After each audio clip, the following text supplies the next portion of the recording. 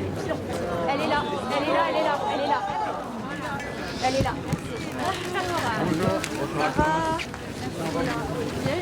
Attention, ne vous blessez pas les amis, ne vous blessez pas. Madame Hidalgo, pourquoi c'est important d'être ici aujourd'hui? Soutenir l'école, soutenir les enseignants, c'est un service public essentiel, malmené, déconsidéré, et donc il faut que cela cesse. Voilà.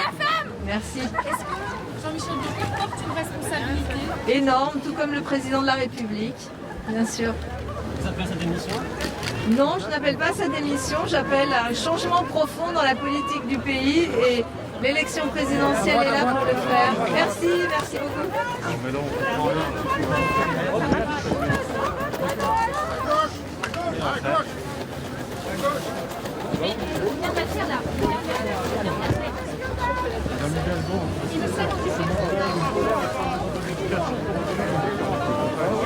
S'il vous plaît, on avance. Avancez.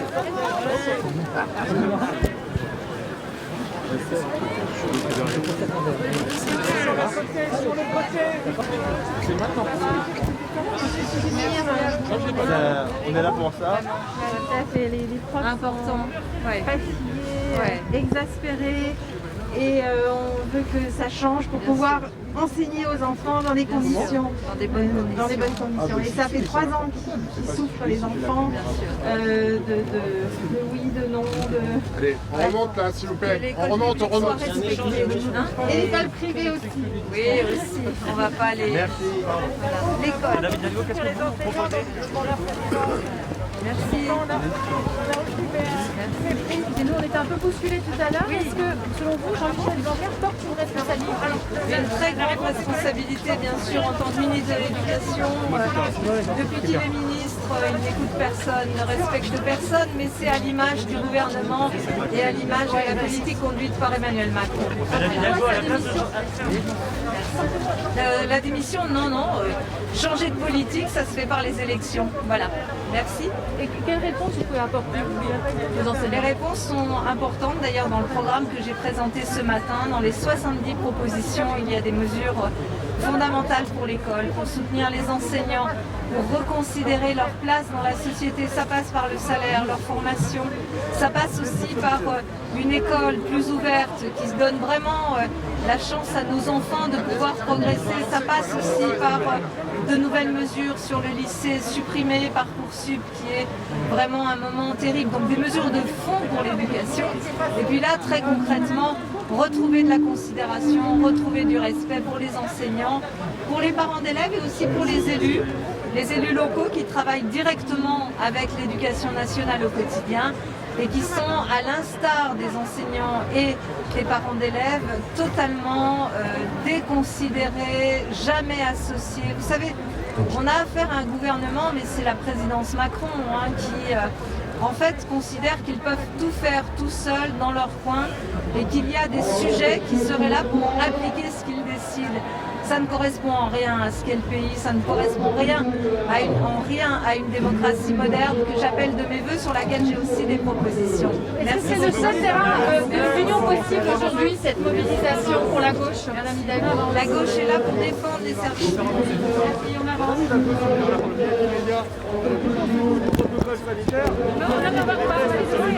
avez vu les files d'attente devant les pharmacies, les enfants en train de hurler devant les pharmacies. Que pensez-vous de cela, s'il vous plaît?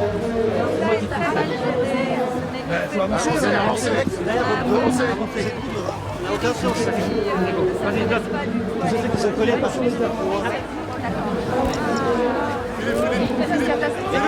Les gens qui sont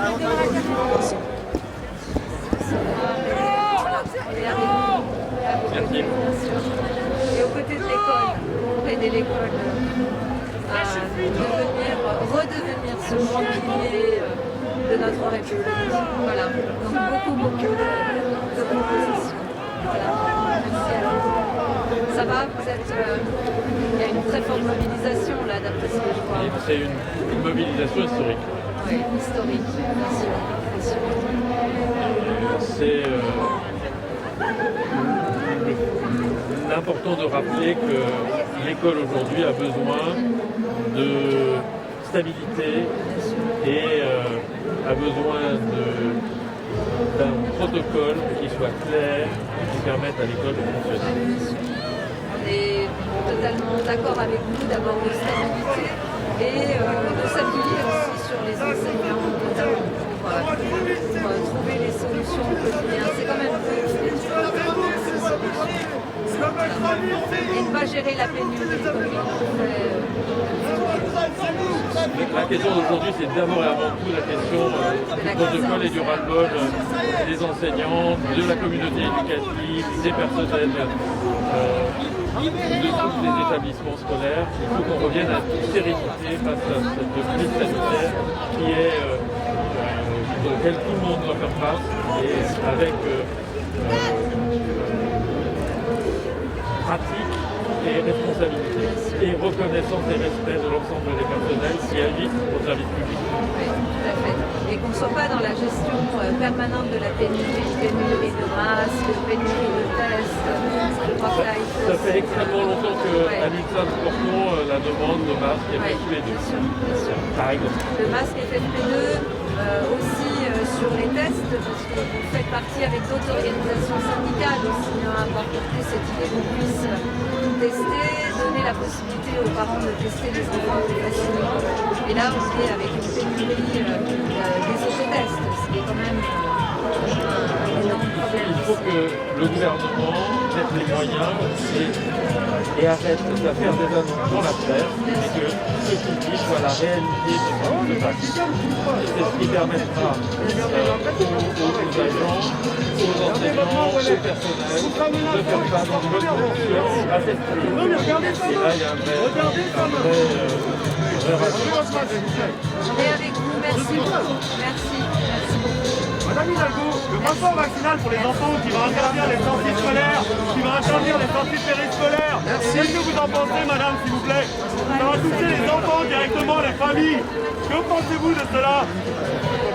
Madame Hidalgo, le passe vaccinal pour les enfants.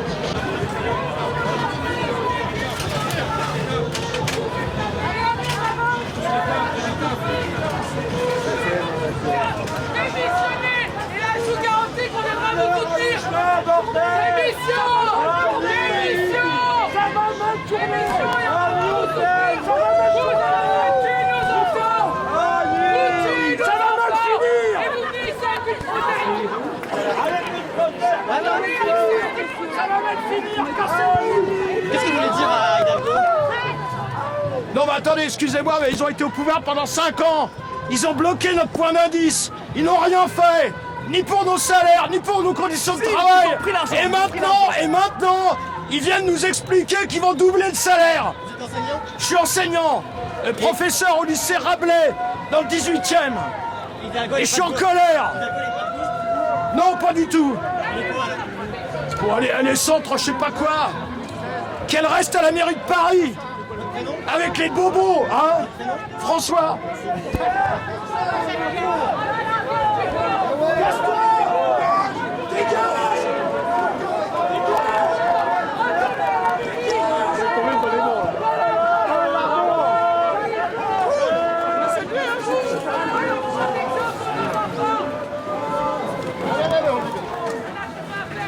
On est soignants! On est suspendus! Pourquoi? Pour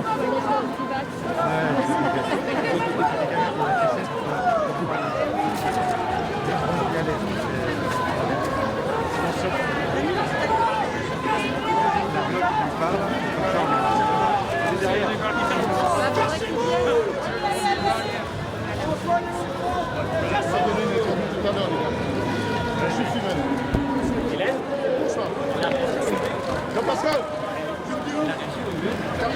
ok. On les a... Non, on a besoin. Attention, poteau. Merci. Excusez-moi. Attendez, Après. Tout à l'heure. madame. Ah, d'accord.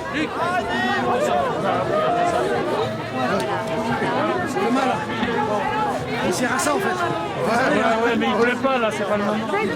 Il pleut pas là, c'est pas le moment. Marchez. Philippe. C'est possible.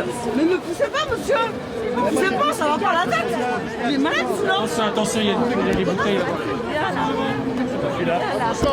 Attention, Il y a des bouteilles. On avance, les gars.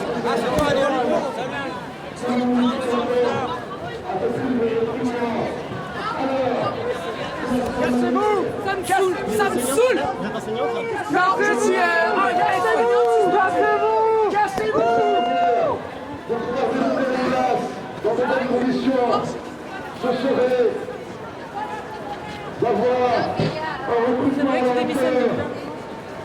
Et le recrutement aujourd'hui, il n'est absolument pas à la hauteur de ce qu'il faudrait qu'il soit.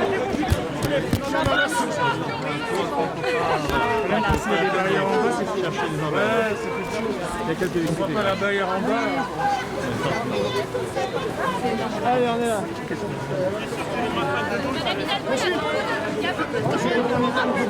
qu'il faut dire, c'est la barrière en bas, tu sais, là. En fer, là, c'est Pourquoi vous dites ça?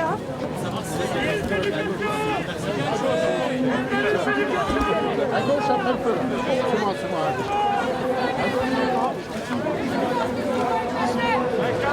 Cassez-vous.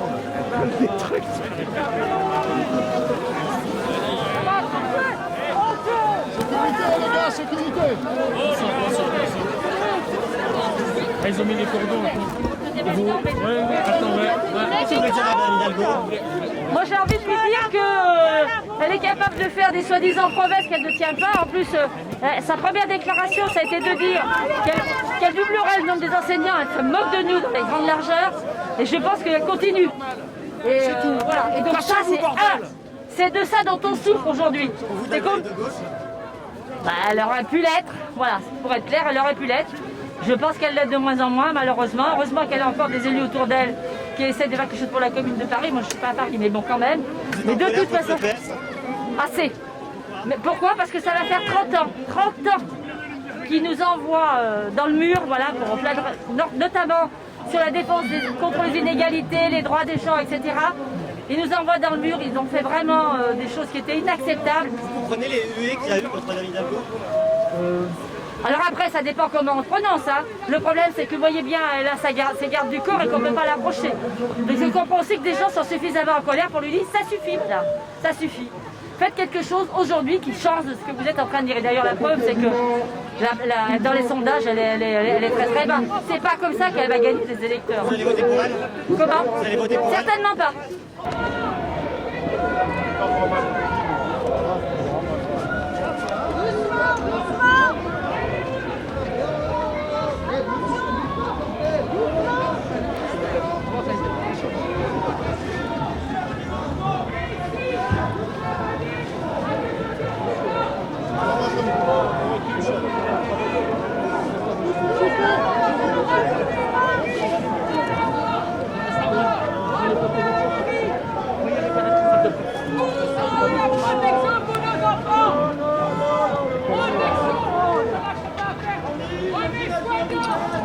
Putain, merde.